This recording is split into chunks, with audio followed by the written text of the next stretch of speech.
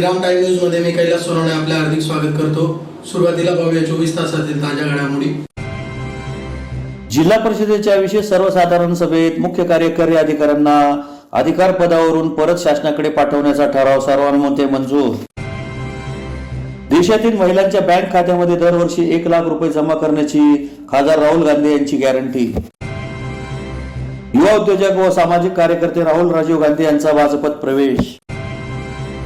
मुख्यमंत्री माझी शाळा सुंदर शाळा अभियानाचा गौरव पुरस्कार प्रदान सोहळा संपन्न। अतिरिक्त बांधकाम हटवण्याच्या मागणीसाठी प्रमोद पाटील व बापू पाटील यांचे शिंदखेडा पंचायत समिती समोर आमरण उपोषण सुरू। काँग्रेसचे नेते खासदार राहुल गांधी यांच्या भारत जोडो न्याय यात्रेला धोंड्याच्या येथे मोठा प्रतिसाद। आणि भारतातील सर्व राज्यात 1 लाख लाभार्थ्यांना सवलतीचे कर्ज वाटपाचा कार्यक्रम धुळ्यात संपन्न। आता बातमीपत्र विस्ताराने।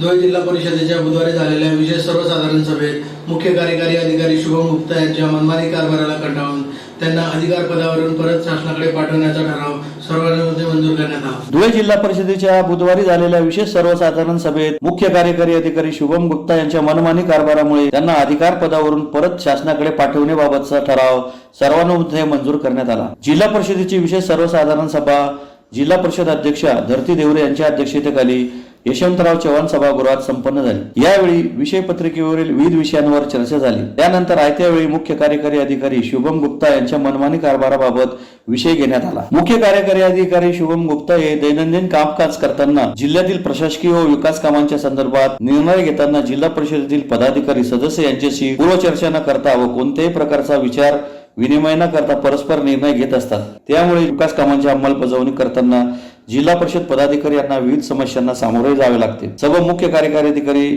यांची सेवा जिल्हा परिषद प्रशासनास जिल्ह्यातील ग्रामीण जनतेस हितकारक नसून जिल्ह्यातील ग्रामीण विकासास बाधा आणणारी आहे। त्यांच्या गैरवर्तणुकीमुळे जिल्हा परिषदेची प्रतिमा मलिन होत आहे। म्हणून त्यांच्या मनमानी कारभाराला कंटाळून त्यांना पदावरून परत शासनाकडे पाठवण्याबाबत विषय घेण्यात आला। अनिता पावरा, जताबाई पावरा, मोगरा पाडवी, योगेश बादल, कैलास पावरा यांच्या लेखी सूचनेनुसार हा विषय आयत्या विषयात घेण्यात आला। यावर चर्चा होऊन सर्वानुमते हा विषय मंजूर करण्यात आला। जिल्हा परिषद सदस्य ललित वारोडे यांनी सदस्य सुनीता सोनवणे यांच्यावर झालेल्या अन्यायासंदर्भात देखील सभागृहात खंत व्यक्त केली। सुनीता सोनवणे यांनी देखील मुख्य कार्यकारी अधिकारी शुभम गुप्ता यांच्या विरोधात पोलिसांनी न्याय न दिल्यास न्यायालयातून न्याय घेणार असे मत व्यक्त केले आहे। या प्रसंगी जिल्हा परिषद अध्यक्ष धरती देवरे, उपाध्यक्ष देवेंद्र पाटील यांच्यासह विविध समित्यांचे सभापती तसेच अधिकारी व कर्मचारी मोठ्या संख्येने उपस्थित होते। जरी आम्ही सत्तेत नसू तरी विरोधी बाकावर बसणाऱ्या सर्व सदस्यांनी आपल्याला या ठिकाणी पाठिंबा दिला। जसं आपण म्हटलं की तुमच्या भावना म्हणजे आपल्या सगळ्यांच्या भावना दुखावल्या गेल्या आणि आपण हा निर्णय घेतला। परंतु या ठिकाणी माझी एक विनंती की भावना या सत्तेत जरी असतील त्या असतात आणि जे सत्तेत नसतील त्यांचे असतात। आमच्या भगिनी तिथं बसल्यात शिवसेनेच्या आमच्या रणरागिणी यांनी काही दिवसापूर्वी त्यांच्या मतदारसंघामध्ये काही कामं होत नव्हती, काही अडचणी जे सातत्याने वर्षापासून ते मांडत होते आणि मांडत असताना त्यांच्याकडे दुर्लक्ष होत होतं आणि मग प्रशासनाच्या विरोधात त्यांनी त्या ठिकाणी आवाज उठवला। आमच्या शाळामूल सोनेवरती आणि ताईंवरती आणि आमच्या सरपंच सोनू दालसे यांच्यावरती सरकारी कामात व्यत्यय आणला म्हणून गुन्हाही दाखल करण्यात आला। तर दुःख या गोष्टीचं वाटतं की आज ज्याप्रमाणे तुमच्या भावना दुखावल्या गेल्या, तुम्ही एकत्र झाले, त्यावेळेला मात्र एकही जेडपी सदस्य सत्तेतला असं म्हणायला आला नाही की बाबांनो ही गोष्ट चुकीची झाली। सीओ साहेब 2 मिनिटं झाली। सीओ साहेब आपण हे चुकीचं केलं आणि चुकीच्या पद्धतीने माझ्या भगिनीवरती आणि आमच्या शिवसेनेच्या वाघावरती गुन्हा दाखल झाला।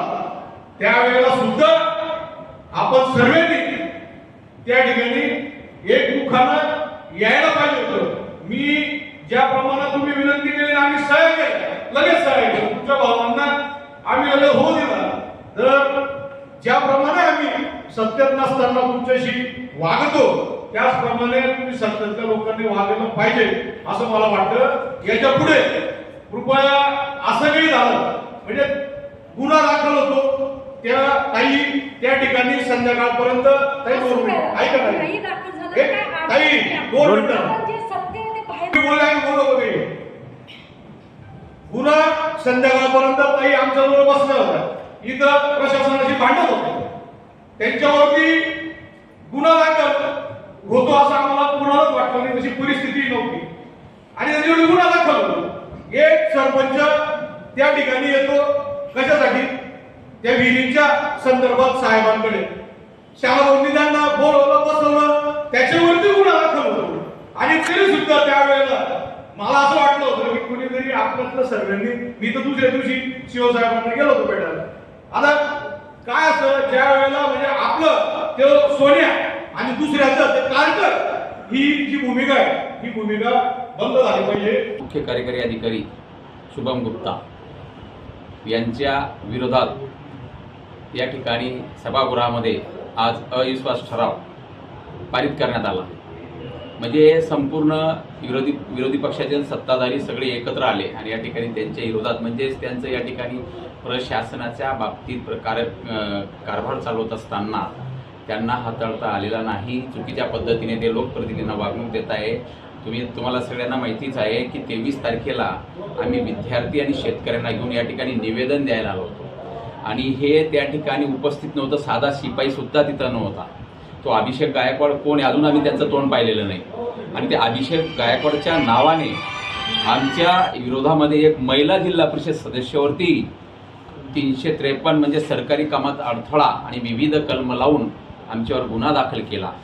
ही अशी घटना या महाराष्ट्रामध्ये कुठंच घडलेली नसेल आणि या सीओच्या कार्यकाळामध्ये अशी घटना घडली.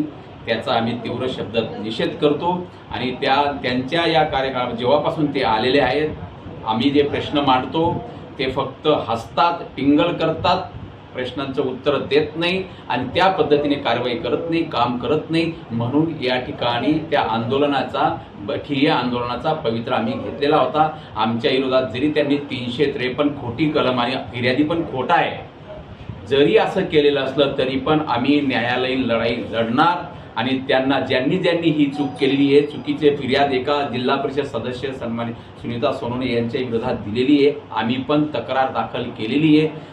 पोलिसांनी आमची फिर्याद दाखल करून घेतली नाही, परंतु आम्ही जो अर्ज केला होता त्याच्यावर त्यांच्याकडनं पोच घेतली. आम्हाला 7-8 दिवसाची मुदत द्या, आम्ही याच्यात चौकशी करू आणि योग्य वाटल्यास ते फिर्याद दाखल करू. पण आमच्या वेळेस दाखल करत असताना तुमच्यावर कोणाचा दबाव होता? आम्ही मागणी केलेली आहे की या ठिकाणचा CCTV, SP कार्यालयाचा CCTV, त्याचप्रमाणे शहर पोलीस स्टेशनचा CCTV आणि माननीय SP महोदय, नंतर आपले CO जिल्हा परिषदचे शुभम गुप्ता आणि शहर पोलीस स्टेशन यांच्या सगळ्यांच्या फोनचा CDR मागवायचा आणि चौकशीमध्ये त्याचा वापर करा की कोणाच्या दबावामुळे आमच्यावर हा खोटा गुन्हा झालेला आहे.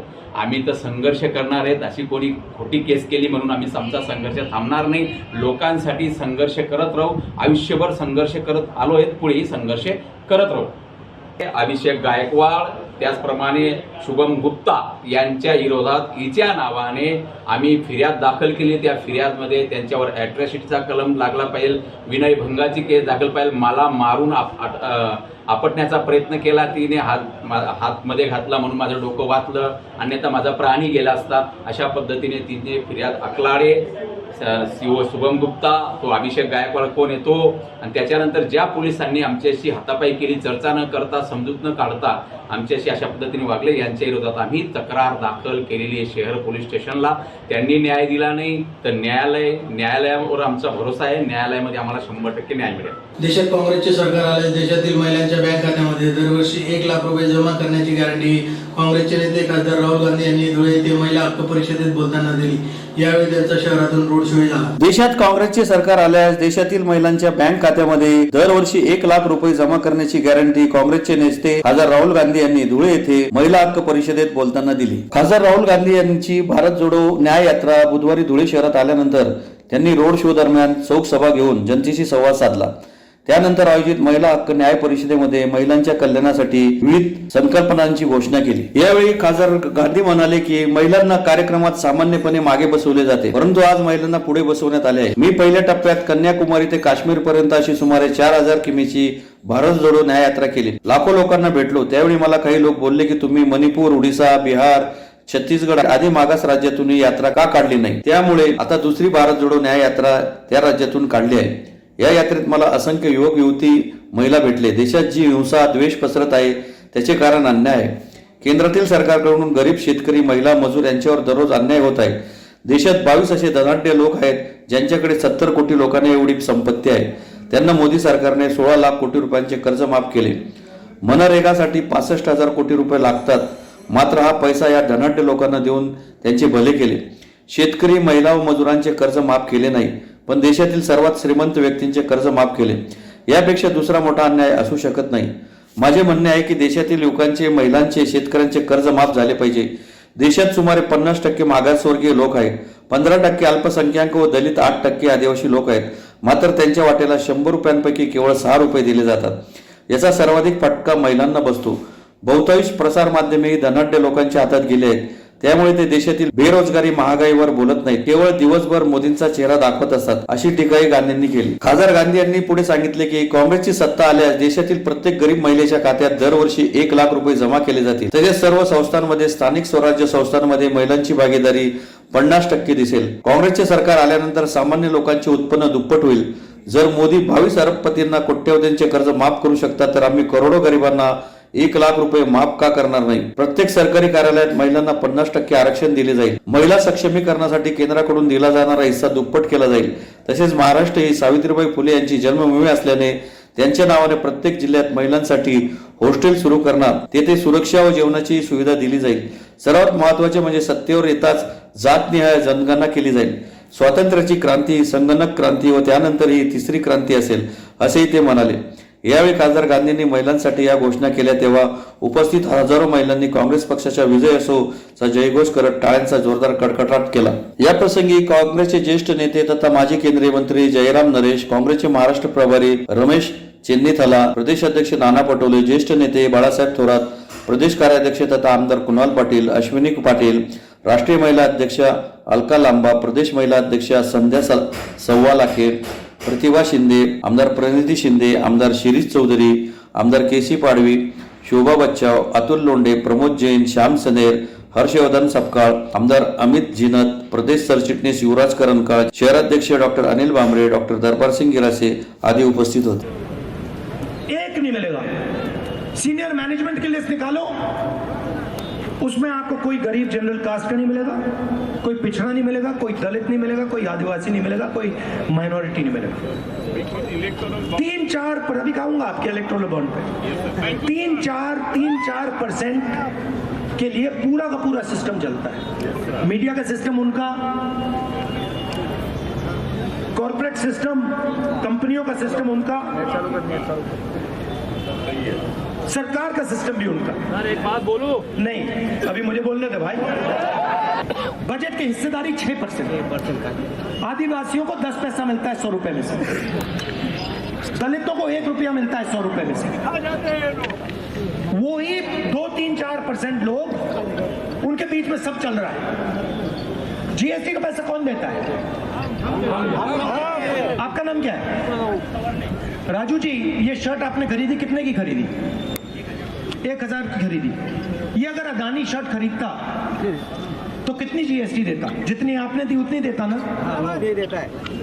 आपने 18% दी, आपको पता भी नहीं लगा, उसमें चला गया. मतलब आपके जेब में से निकाल दिया, आपको पता भी नहीं लगा. 18% आप दोगे, 18% अदानी देगा. आपकी आमदनी कितनी है?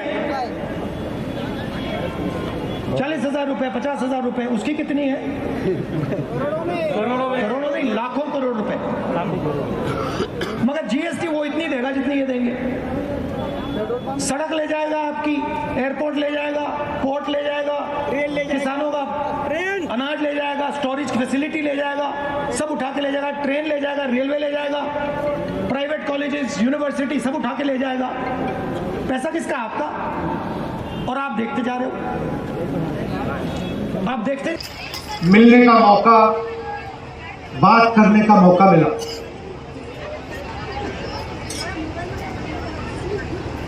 लोगों ने हमें कहा कि देखिए, आपने कन्याकुमारी से कश्मीर यात्रा कर ली, मगर बहुत सारे ऐसे प्रदेश हैं जहां आप नहीं गए। मणिपुर जहां आग लगी हुई है, सिविल वॉर सा माहौल है, वहां आप नहीं गए। Orissa, Bihar, north east K Pradesh, Jharkhand, Chhattisgarh, Gujarat, in प्रदेशों में नहीं गए।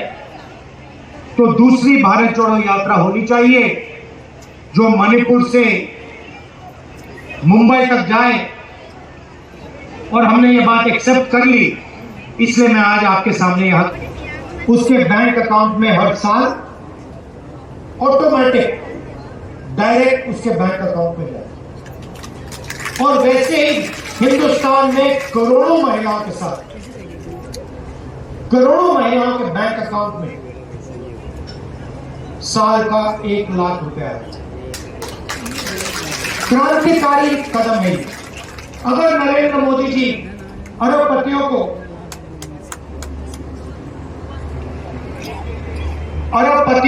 16 लाख करोड़ रुपए दे सकते हैं, तो हम करोड़ों महिलाओं को 1 लाख रुपए दे सकते हैं।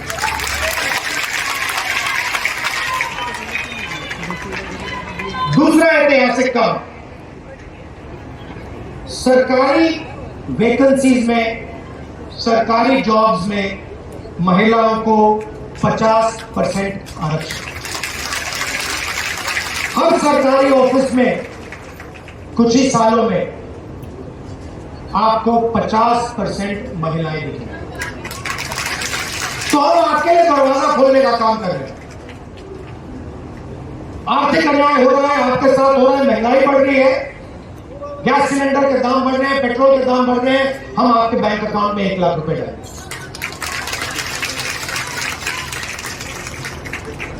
सरकार में आपकी जगह नहीं बनती, हम 50% रिजर्वेशन देके आपको अंदर दरवाजा खोल के डालेंगे। आशा, आंगनवाड़ी और मिड डे मील में जो काम करते हैं, सेंट्रल गवर्नमेंट का जो भाग है, जो शेयर है, उसको हम दुगना कर देंगे। हर पंचायत में एक अधिकार मैत्री को हम अपॉइंट करेंगे। वो महिलाओं को उनके अधिकारों के बारे में समझाएंगी और उनके अधिकारों के लिए उनके साथ मिलकर लड़ेंगे। और आखिरी काम, सावित्री फुले जी की जन्मभूमि है, तो उनके याद में हम हर डिस्ट्रिक्ट में महिलाओं के लिए हॉस्टल खोलेंगे। जो महिलाएं काम करती हैं, जॉब करती हैं, उनके लिए हॉस्टल खोलेंगे। उनको वहां पे सिक्योरिटी मिलेगी, अच्छा भोजन मिलेगा। तो हर डिस्ट्रिक्ट में हमें सावित्री फुले महिला हॉस्टल खोलने जा रहे हैं।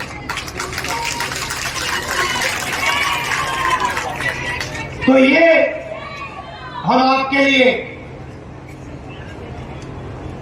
काम करने जा रहे हैं। जो मैंने भागीदारी की बात कही, पिछड़े वर्ग की बात कही, दलित वर्ग की बात की, आदिवासी वर्ग की बात की, गरीब जनरल कास्ट वर्ग की बात की, कोई ना कोई रास्ता तो निकालना पड़ेगा। ऐसे तो नहीं चला जा सकता। रास्ता जाति जनगणना है। सबकी गिनती, पिछड़े वर्ग के कितने लोग हैं, दलित कितने हैं, आदिवासी कितने हैं, दलित महिलाएं कितनी हैं, पिछड़ी महिलाएं कितनी हैं, गरीब जनरल कास्ट की महिलाएं कितनी हैं, गिनती। और उसके बाद गिनती पे नहीं रुकने वाले हम, गिनती पे नहीं रुकने वाले। गिनती के बाद आर्थिक, इकोनॉमिक और हिंदुस्तान की हर संस्था का सर्वे। यह पता लगाना है कि मीडिया में महिलाओं की कितनी भागीदारी है,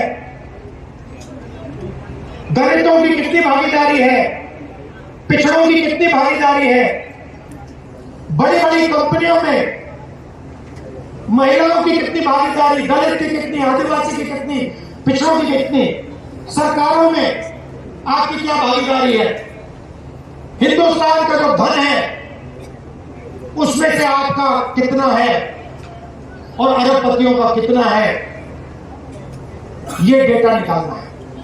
इस डेटा के बिना 21वीं सदी में हिंदुस्तान प्रगति नहीं कर सकता। धुळे महानगरातील युवा उद्योजक व सामाजिक कार्यकर्ते राहुल राजीव गांधी यांनी भाजप महानगर जिल्हाध्यक्ष गजेंद्र अंपकर यांच्या प्रमुख उपस्थितीत भाजपात प्रवेश केला। धुळे महानगरातील युवा उद्योजक व सामाजिक कार्यकर्ते राहुल राजीव गांधी यांनी भाजप महानगर जिल्हाध्यक्ष गजेंद्र अंपळकर यांच्या प्रमुख उपस्थितीत भाजपात प्रवेश केला। काँग्रेसचे नेते खासदार राहुल गांधी धुळे दौऱ्यावर आले असतानाच आज भाजपने त्यांच्यावर उपरोधिक निशाणा साधण्यासाठी हा प्रवेश घडून आणल्याची जोरदार चर्चा रंगली आहे। यावेळी महानगर जिल्हाध्यक्ष गजेंद्र अंपळकर यांनी भाजपचा गमछा राहुल राजीव गांधी यांच्या गळ्यात परिधान करून पक्ष प्रवेशाची घोषणा केली। या प्रसंगी उपस्थितांनी मोदीजींचा जय जयकार करून परिसर दणाणून टाकला। फिर एक बार मोदी सरकार 400 के पार हा नारा दिला। या प्रसंगी महिला मोर्चा प्रदेश उपाध्यक्ष जयश्री आयरराव, ओबीसी मोर्चा प्रदेश उपाध्यक्ष हिरामन गवळी, माजी महापौर प्रतिभा चौधरी, महानगर सरचिटणीस यशवंत येवलेकर, संदीप बैसाने, भारती माळी, चेतन मंडोरे, जिल्हा प्रवक्ते श्याम पाटील, सोशल मीडिया प्रमुख पवन जाजू, जिल्हा उपाध्यक्ष किशोर जाधव,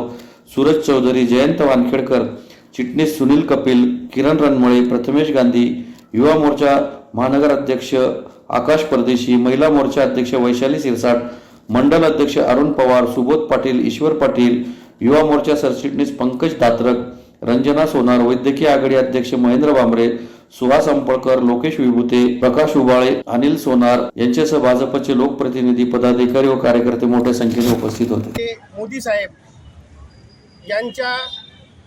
यांचे जे काही काम आहे त्या कामांना प्रेरित होऊन राहुल गांधी यांनी भाजपात प्रवेश केलेला आहे। मी त्यांचं मनापासून अभिनंदन करतो। गांधी राहणार धुळे। भारताचे लाडके आणि यशस्वी पंतप्रधान नरेंद्रजी मोदी यांनी जे गेल्या त्यांच्या कारकिर्दीत जे कार्य केलेली, जसं की प्रभू श्रीरामचंद्राचं मंदिराची निर्मिती, आर्टिकल 370, आता परवाच लागू झालेला हे कायदा, अशासारखे असंख्य असे जे त्यांनी कार्य केलेली, तसेच केंद्र सरकार आणि राज्य सरकारचे त्यांनी जे योजना आणलेले आहेत त्याला एक प्रेरित होऊन मी पण काल माझा वाढदिवस होता, त्याचे औचित्य साधून आज भाजपात प्रवेश केलेला आहे। आणि त्यांनी जे युवकांना जे आवाहन केलेलं आहे की देशाच्या विकासासाठी जिथे जिथे त्यांनी जी जी कार्य सांगितलेली त्या सगळ्यांना प्रेरित होऊन मी आज पक्षात प्रवेश केलेला आहे। शालेय शिक्षण क्रीडा विभाग धुळे यांच्यातर्फे मुख्यमंत्री माझी शाळा सुंदर शाळा या अभियानाचा गौरव पुरस्कार प्रदान सोहळा मंगळवारी दुपारी जिल्हाधिकारी अभिनव गोयल यांच्या हस्ते संपन्न झाला। शालेय शिक्षण क्रीडा विभाग धुळे यांच्यातर्फे मुख्यमंत्री माझी शाळा सुंदर शाळा अभियानाचा गौरव पुरस्कार प्रदान सोहळा फाशीपूल जवळील पोलीस प्रशिक्षण हॉल येथे मंगळवारी दुपारी 4 वाजता संपन्न झाला। कार्यक्रमाच्या अध्यक्षस्थानी जिल्हाधिकारी अभिनव गोयल हे उपस्थित होते। जिल्हाधिकारी अभिनव गोयल व प्रमुख अतिथींच्या हस्ते दीप प्रज्वलन करून कार्यक्रमास सुरुवात करण्यात आली। प्राथमिक शिक्षणाधिकारी भाऊसाहेब अकलाडे यांनी प्रास्ताविकात माहिती दिली। मुख्यमंत्री माझी शाळा सुंदर शाळा अभियानाअंतर्गत पहिले बक्षीस 11 लाख रुपये, दुसरे बक्षीस 5 लाख रुपये, तिसरे बक्षीस 2 लाख रुपये, चौथे बक्षीस 1 लाख रुपये ठेवण्यात आले होते। त्याप्रमाणे जिल्हाधिकारी अभिनव गोयल यांच्या हस्ते शाळांना सदर पारितोषिकाचे वाटप करण्यात आले। तसेच गुणवंत विद्यार्थी विद्यार्थिनींचाही सन्मान करण्यात आला। या प्रसंगी जिल्हाधिकारी अभिनव गोयल, जिल्हा परिषद उपाध्यक्ष देवेंद्र पाटील, महिला बालकल्याण सभापती ज्योती वरसे, जिल्हा परिषद आरोग्य सभापती सोनी कदम, प्राध्यापक संजय पाटील, संजीवनी सिसोदे यांच्यासह प्राथमिक शिक्षणाधिकारी भाऊसाहेब अकलाडे, पुष्पवती पाटील, मंजुषा क्षीरसागर, मनीष पवार आदी उपस्थित होते। राबवण्यात आलं। खरं म्हणजे अशा प्रकारचे अभियान राबवणं ही ग्रामविकास विभागाची संकल्पना आहे। ग्रामविकास विभागामध्ये संत गाडगे बाबा अभियान, त्यानंतर इको विलेज, पंचायत राज अभियान, या अशा वेगवेगळ्या अभियानातून स्पर्धा लावून एक जनजागृतीचं समाज प्रबोधनाचं काम केलं जातं। ती संकल्पना आपल्या जिल्हा परिषद शाळा, शासकीय शाळा, अशासकीय शाळा, अनुदानित शाळा या शाळांमध्ये पण राबवण्यात येते। महाराष्ट्र शासनाने या 2024 या वर्षापासून सुरुवात केलेली आहे। खरं म्हणजे जेव्हा अभियानाची सुरुवात आपण 1 जानेवारी 2024 मध्ये करण्यात आली.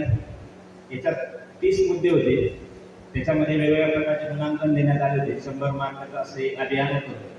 तर याची सुरुवात सांगण्याचा आनंद होतो. आम्ही सगळ्यात पहिले असं केलं की प्रत्येक शाळेने याच्यामध्ये इन्व्हॉल्व व्हावं. प्रत्येक आपल्या धुळे जिल्ह्यामध्ये 2000 शाळा आहेत. 2000 शाळांपैकी 1947 शाळांनी या सगळ्या अभियानामध्ये सहभाग घेतला. आणि सांगण्यास आनंद पण आहे की महाराष्ट्रात आपण सर्वप्रथम 95% रजिस्ट्रेशन करणारा जिल्हा ठरलो होतो. तर अजून सांगण्यासारखं असं आहे की आम्ही फक्त रजिस्ट्रेशन करणं एवढा आमचा उद्देश नव्हता. तर आम्हाला VC मध्ये विचारायचं सायकलिंग रजिस्ट्रेशनसाठी काय केलं. तर आम्ही रजिस्ट्रेशन हे पहिलं पाऊल आहे. तर प्रत्येक प्रकारच्या ॲक्टिव्हिटी आपण या जिल्ह्यामध्ये राबवण्याचा प्रयत्न केला. त्याच्यासाठी आम्ही प्रत्येक आठवड्याला केंद्र प्रमुखांना आम्ही टार्गेट केले होते. पहिल्या आठवड्यामध्ये आम्ही सगळ्यांना ते सगळे माझे विद्यार्थ्यांना पहिले शाळेवर बोलवा, त्यांना तुमच्या शाळेच्या समस्या कळून द्या. कारण त्याच्यात पण मार्क्स होते. 30 मार्काचा पेपर, 30 मुद्द्यांचा 100 मार्काचा पेपर असल्याने आम्ही पेपर कसा सोडवायचा या उद्देशाने आम्ही अभियान राबवत होतो. आणि आम्ही यशस्वी 1.5 महिन्यामध्ये आपण ते राबवलं होतं. सुरुवातीला असा एक व्ह्यू होता की आपण फक्त 10 शाळांना कॉन्सन्ट्रेट करू. तर आम्ही शिवसाहेबांनी आम्ही चर्चा झाली. त्यांचं असं म्हणणं आलं की आपण सगळ्यांना इन्व्हॉल्व करून घेऊ. बक्षीस 3 लोकांना मिळणार आहे. तालुक्यातले 3, जिल्ह्यातले 3, विभागात 3 मिळणार आहे. बक्षीस मिळण्यापेक्षा प्रत्येक जर ॲक्टिव्हिटी आपण जर शाळेमध्ये राबवू शकलो तर एक चळवळ तयार होईल, समाज प्रबोधन होईल. या अँगलने आम्ही प्रत्येक ॲक्टिव्हिटी त्या शाळा लेवलवर, तालुका लेवलवर, इव्हन जिल्हा लेवलवर आपण त्या राबवण्याचा प्रयत्न केला. जवळपास 1.5 महिना या ठिकाणी दिलेला होता. पण आमच्या या ग्रामीण भागाच्या शाळेमध्ये आम्ही ही स्पर्धा राहील असं आमच्या मनात नाही. पण आम्ही 7-8 महिने आधीच हे जे 30 इव्हेंट होते, हे 30 इव्हेंटपैकी 20 इव्हेंट आम्ही स्पर्धा डिक्लेअर झाल्याच्या आधीच करून ठेवले. आमच्या इथं सगळ्यात महत्त्वाचं म्हणजे मुलीसुद्धा कुस्तीच्या स्पर्धेमध्ये सहभागी होतात. आणि जिल्ह्यावर नव्हे, राज्यावर आणि विभाग पातळीवर सुद्धा आम्ही या शैक्षणिक वर्षामध्ये हे करत असतो.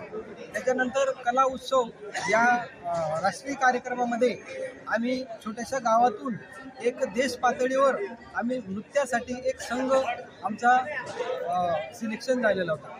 अशा पद्धतीने अनेक हे 30 जे उपक्रम दिलेले आहेत, या 30 उपक्रमामध्ये ठीक आहे काही गोष्टी ग्रामीण भागात असल्यामुळे बाकी उपक्रमामध्ये आम्ही पूर्ण 100% सक्रिय न होता आम्ही स्वतःचं कमीपणा मी घेतो. पण बाकीच्या इव्हेंट्समध्ये, या कॉम्पिटिशनमध्ये आणि ऑनलाईन याच्यामध्ये आम्ही सर्वात जास्त मार्कांनी या तालुक्यामध्ये आलो. पुन्हा 2दा व्हेरिफिकेशन झालं. व्हेरिफिकेशनला प्रत्यक्ष पाहणीनंतर गुणांकनांमध्ये आम्ही केंद्रावर प्रथम आलो, त्याच्यानंतर तालुक्यात द्वितीय आलो. आणि हे आमच्यासाठी हे मोठं काम समजतो. आणि आमच्या मागे आमचे डायरेक्टर मंडळी, स्थानिक डायरेक्टर मंडळी, रामकानी एज्युकेशन सोसायटीचे संचालक मंडळ नेहमी आमच्या कामावर लक्ष असू देतात. आणि वेळोवेळी जी मदत हवी असेल किंवा काही समस्या असतील त्या समस्या सोडवण्याचा ते प्रयत्न करत असतात. आणि अशा पद्धतीने आमच्यावर सर्वांचं लक्ष आणि आशीर्वाद आहे. आणि म्हणून आम्ही ही वाटचाल करीत आहोत. या ठिकाणी आम्हाला 2 नंबरचं बक्षीस हे 2 लाखाचं, किती लाखाचं त्यापेक्षा आमच्या पाठीवर आम्ही केलेल्या कामाचं कौतुक आणि थाप वरिष्ठांच्या हस्ते झाली. हे आम्ही धन्यवाद समजतो. जय हिंद. शिंदखेडा तालुक्यातील पिंपराड ग्रामपंचायतीने केलेल्या अतिरिक्त बांधकाम हटवण्याच्या मागणीसाठी प्रमोद पाटील व बापू पाटील यांनी सोमवारपासून शिंदखेडा पंचायत समितीच्या कार्यालयासमोर आमरण उपोषण सुरू केले आहे. शिंदखेडा तालुक्यातील पिंपराड ग्रामपंचायतीने केलेले अतिरिक्त बांधकाम हटवण्याच्या मागणीसाठी प्रमोद पाटील व बापू पाटील यांनी सोमवारपासून शिंदखेडा पंचायत समिती कार्यालयासमोर आमरण उपोषण सुरू केले आहे. उपोषणास 3रा दिवस उजाडूनही प्रशासनाने याकडे दुर्लक्ष केले आहे.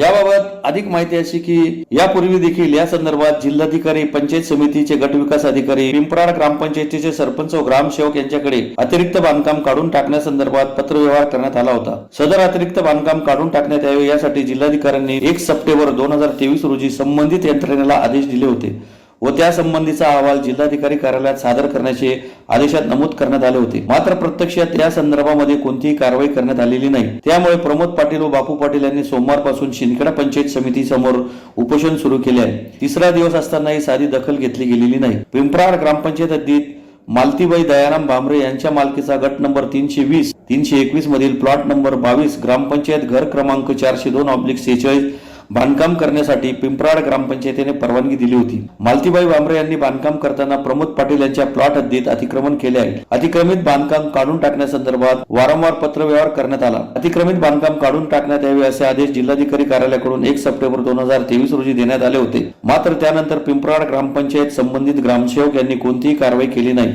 म्हणून दिनांक 5 फेब्रुवारीला सहपरिवार पंचायत समिती कार्यालयासमोर आमरण उपोषण सुरू केले होते. त्यावेळी सहाय्यक गट विकास अधिकारी यांच्या मध्यस्थीने सरपंच व ग्रामसेवक यांच्या सहीने योग्य ते कारवाईबाबत लेखी आश्वासन देऊन उपोषण तुर्तास स्थगित केले होते. परंतु महिना उलटूनही कोणतीही कारवाई झाली नसल्याने 11 मार्च पासून पुन्हा प्रमोद पाटील व बापू पाटील यांनी पंचायत समिती कार्यालयासमोर आमरण उपोषण सुरू केले आहे. मागील 2 वर्षापासून मी पिंपराड ग्रामपंचायत हद्दीत होत असलेल्या अतिक्रमणाविरोधात वेळोवेळी पत्रव्यवहार करून आणि तक्रार देऊन सुद्धा अतिक्रमणाविरोधात काय ग्रामसेवक व अधिकारी वर्ग काहीही कारवाई करत नाही आहेत. मी वेळोवेळी CO साहेब, कलेक्टर साहेबांचे आदेश आणून सुद्धा ग्रामसेवक त्यांना धुडकावून लावत आहे व केराची टोपली दाखवत आहे. तर मी मागे 5 फेब्रुवारी रोजी पंचायत समिती आवारात उपोषणास बसले असता मला लेखी स्वरूपाचं आश्वासन दिलं आणि त्या आश्वासनावर आज तागायत काहीही कारवाई झाली नाही. तर मी 11 मार्चपासून परत पंचायत समिती कार्यालयास समोर उपोषणास बसला असून आज 3रा दिवस असून कुठल्याही अधिकारी वर्गाने व कर्मचाऱ्यांनी काहीही दखल घेतलेली नाही आहे. तर मला दोंडाच्या येथे काँग्रेसचे नेते खासदार राहुल गांधी यांच्या भारत जोडो न्याय यात्रेला बुधवारी मोठा प्रतिसाद मिळाला.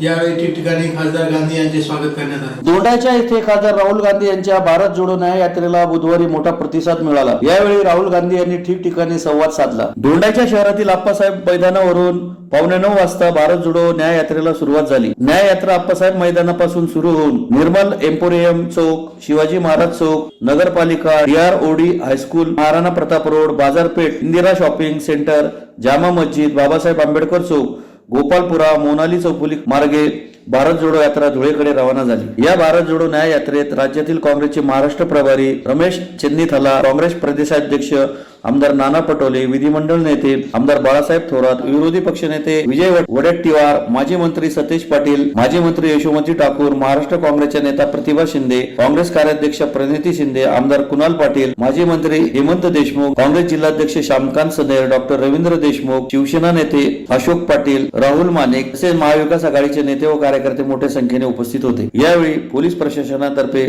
चोख पोलीस बंदोबस्त तैनात करण्यात आला होता. महाराष्ट्रातला आज पहिलाच दिवस आहे. नंदुरबारला आदरणीय राहुल गांधींचं दुपारी आगमन झालं.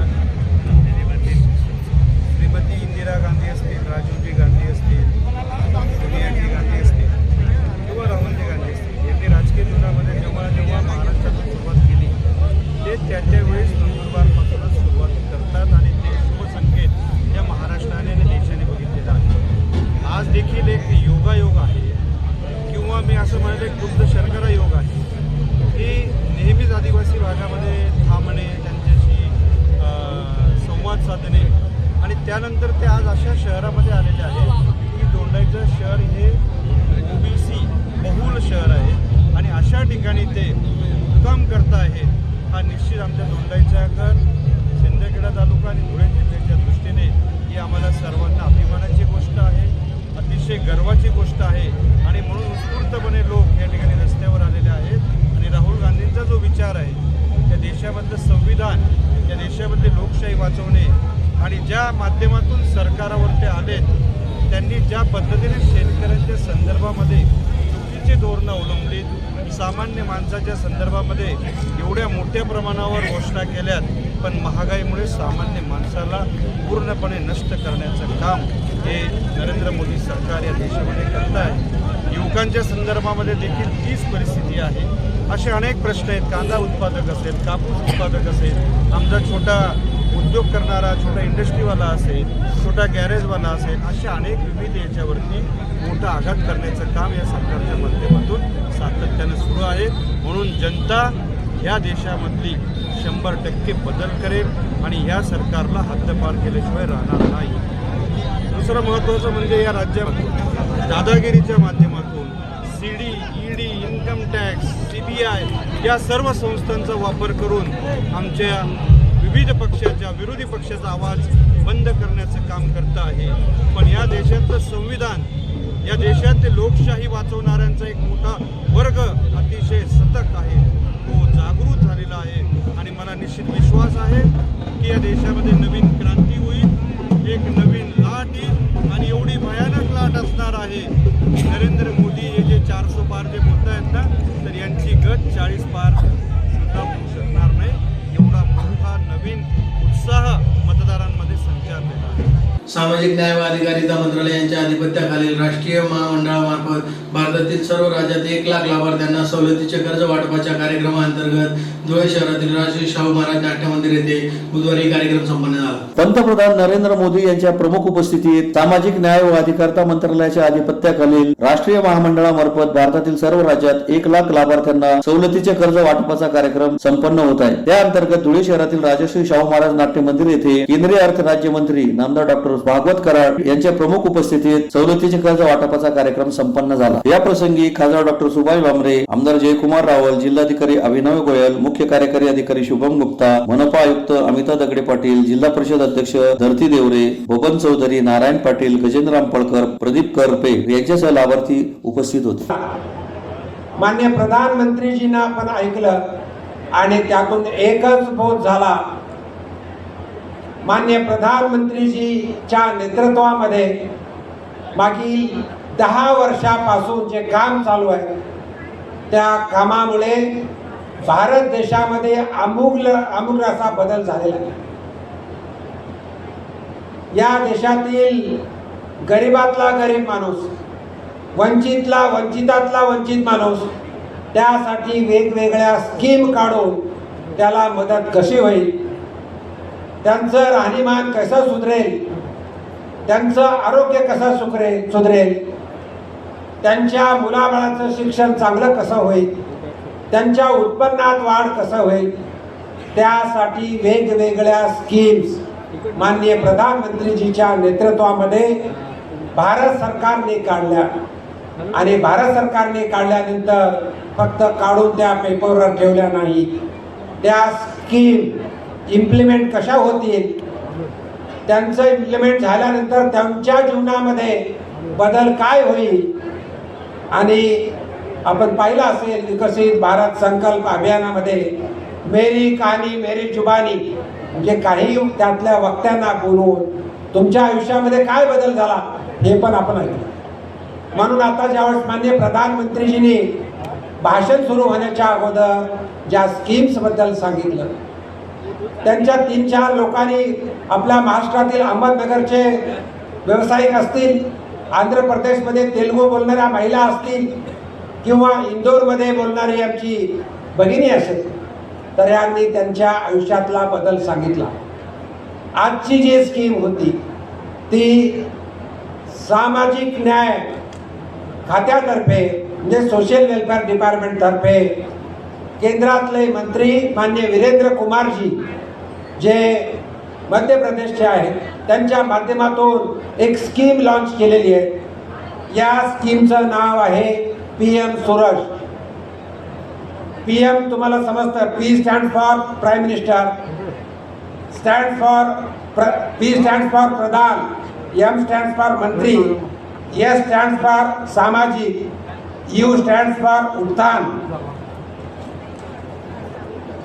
R स्टँड फॉर रोजगार, A स्टँड फॉर आधारित अँड J स्टँड फॉर जनकल्याण. असं हे एक पोर्टल आज लॉन्च केलंय. पुन्हा एक नजर ठळक घडामोडींवर. जिल्हा परिषदेच्या विशेष सर्वसाधारण सभेत मुख्य कार्यकारी अधिकाऱ्यांना अधिकार पदावरून परत शासनाकडे पाठवण्याचा ठराव सर्वानुमते मंजूर. देशातील महिलांच्या बँक खात्यामध्ये दरवर्षी 1 लाख रुपये जमा करण्याची खासदार राहुल गांधी यांची गॅरंटी. युवा उद्योजक व सामाजिक कार्यकर्ते राहुल राजीव गांधी यांचा भाजपत प्रवेश. मुख्यमंत्री माझी शाळा सुंदर शाळा अभियानाचा गौरव पुरस्कार प्रदान सोहळा संपन्न. अतिरिक्त बांधकाम हटवण्याच्या मागणीसाठी प्रमोद पाटील व बापू पाटील यांचे शिंदखेडा पंचायत समिती समोर आमरण उपोषण सुरू. काँग्रेसचे नेते खासदार राहुल गांधी यांच्या भारत जोडो न्याय यात्रेला धोंड्याच्या येथे मोठा प्रतिसाद. आणि भारतातील सर्व राज्यात 1 लाख लाभार्थ्यांना सवलतीचे कर्ज वाटपाचा कार्यक्रम धुळ्यात संपन्न. याचबरोबर श्रीराम टाइम न्यूजच्या बातमीपत्र संपले. दिवसभरातील ताज्या घडामोडींसाठी पाहत राहा श्रीराम टाइम न्यूज. भेटूया पुढील प्रसारणात. तोपर्यंत नमस्कार.